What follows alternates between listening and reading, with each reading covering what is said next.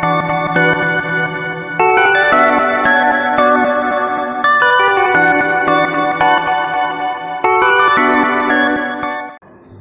Students, welcome to brain mentor academy.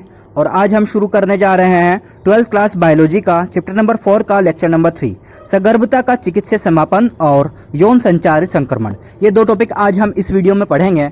और इससे पहले हम क्या पढ़ चुके हैं, लेक्चर 2 में हम पढ़ चुके हैं गर्भ निरोधक उपाय यानी कंट्रासेप्टिव मेथड्स, जैसे कि प्राकृतिक उपाय, अवरोधक उपाय, अंतःगर्भाशय युक्ति, गर्भ निरोधक गोलियां, नॉरप्लांट कैप्सूल और बंध्यकरण। ये हम पढ़ चुके हैं। और आज हम शुरू करेंगे सगर्भता का चिकित्सीय समापन और यौन संचारित संक्रमण। और यदि इससे पहले आपने हमारे चैनल को अभी तक सब्सक्राइब नहीं किया है तो प्लीज सबसे पहले हमारे चैनल को सब्सक्राइब करें और बेल आइकन दबाना ना भूलें। तो ठीक है, शुरू करते हैं हम आज का लेक्चर। सगर्भता का चिकित्सीय समापन, मेडिकल टर्मिनेशन ऑफ प्रेगनेंसी, इसे हम MTP भी बोलते हैं, यानी मेडिकल टर्मिनेशन ऑफ प्रेगनेंसी। गर्भावस्था पूर्ण होने से पहले जानबूझकर या स्वैच्छिक रूप से गर्भ के समापन को प्रेरित गर्भपात या MTP कहते हैं। इसका मतलब है कि गर्भावस्था पूर्ण होने से पहले ही, यानी कि एक बेबी का प्रसव होने से पहले या पार्चुरेशन से पहले ही, काफी टाइम पहले ही, या प्रेगनेंसी के कुछ समय के बाद में, हम इसे ऐसे कह सकते हैं, प्रेगनेंसी के कुछ समय के बाद में गर्भ को समाप्त कर देना क्या कहलाता है, प्रेरित गर्भपात या MTP कहा जाता है। यह तकनीक 12 सप्ताह पूर्व तक सुरक्षित मानी जाती है। 12 सप्ताह पूर्व का मतलब यहाँ पे होता है लगभग 3 मंथ्स, और 3 मंथ्स तक का जो प्रेगनेंसी का टाइम होता है उसे हम बोलते हैं ट्राइमेस्टर, यानी कि फर्स्ट ट्राइमेस्टर में गर्भ जो चिकित्सीय समापन होता है सगर्भता का, ये सुरक्षित माना जाता है। जो एक गेस्टेशन पीरियड होता है 9 मंथ्स का होता है, यानी कि 268 डेज। इसको हम 3 ट्राइमेस्टर्स में डिवाइड करते हैं, first trimester, second trimester and third trimester. First trimester में MTP सुरक्षित मानी जाती है। निश्चित तौर पर इसका उत्तर अनचाही सगर्भताओं से मुक्ति पाना है, यानी कि जो सगर्भता का चिकित्सीय समापन होता है या MTP, medical termination of pregnancy, इसका उत्तर क्या है, सगर्भता से मुक्ति पाना। इसे हम क्या बोल सकते हैं, 2 या 3 वर्ड्स में कैसे डिफाइन कर सकते हैं, सगर्भता से मुक्ति पाना। और इसके कुछ रीजन हो सकते हैं, कुछ रीजन आपके सामने दिए गए हैं। जैसे फर्स्ट रीजन है, चाहे लापरवाही से किए गए असुरक्षित यौन संबंधों का परिणाम हो, यानी कि लापरवाही से जो यौन संबंध बनाए जाते हैं असुरक्षित तरीके से जो होते हैं, उसका परिणाम हो सकता है ये। सेकंड, मैथुन के समय गर्भ निरोधक उपायों के असफल रहने से। मैथुन के समय जो गर्भ निरोधक उपाय होते हैं वो अगर असफल हो जाएं तो क्या होता है, हमें MTP यानी मेडिकल टर्मिनेशन ऑफ प्रेगनेंसी ये करानी पड़ती है। गर्भ निरोधक उपाय कौन कौन से होते हैं ये हमने आपको लास्ट वीडियो में बताया था।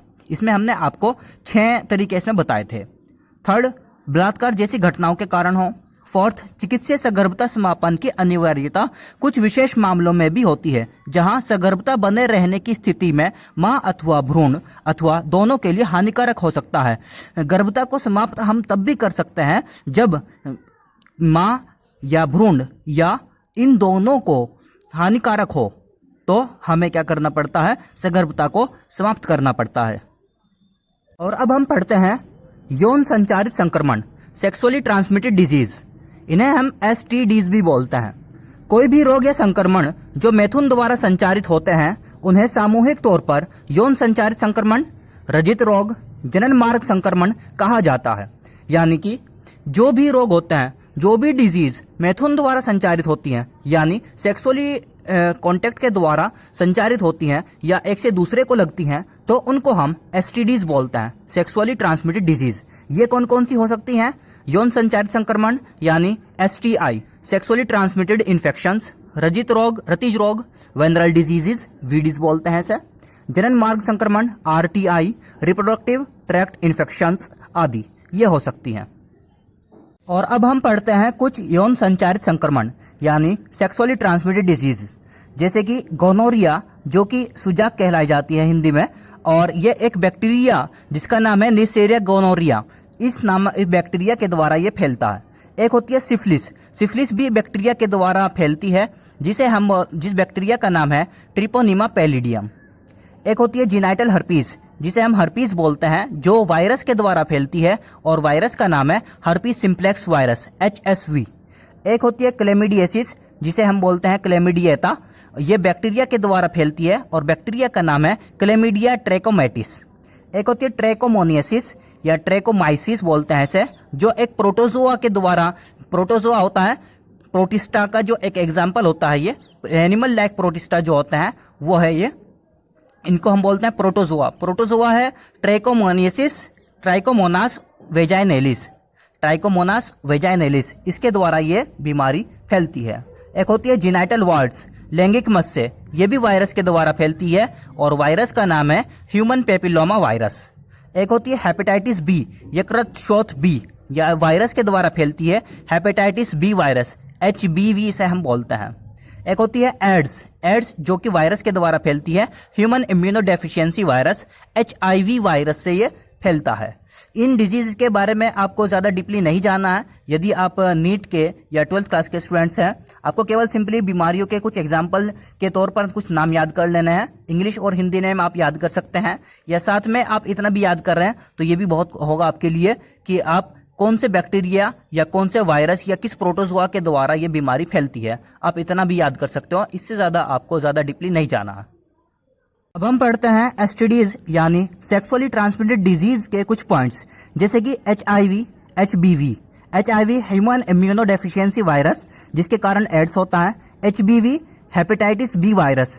इन दोनों वायरसेस के संक्रमण जो होते हैं वो सेक्सुअली कांटेक्ट के थ्रू भी फैलते हैं और इसके द्वारा संक्रमित व्यक्ति के प्रयोग वाली सुइयों से ही फैलते हैं। ये शल्य क्रिया के औजारों से भी फैलते हैं। संदूषित रक्तदान यानी कि इन्फेक्टेड जो ब्लड होता है उसके द्वारा भी फैलते हैं, या संक्रमित माता से उसके गर्भस्थ शिशु में भी संचारित हो सकते हैं।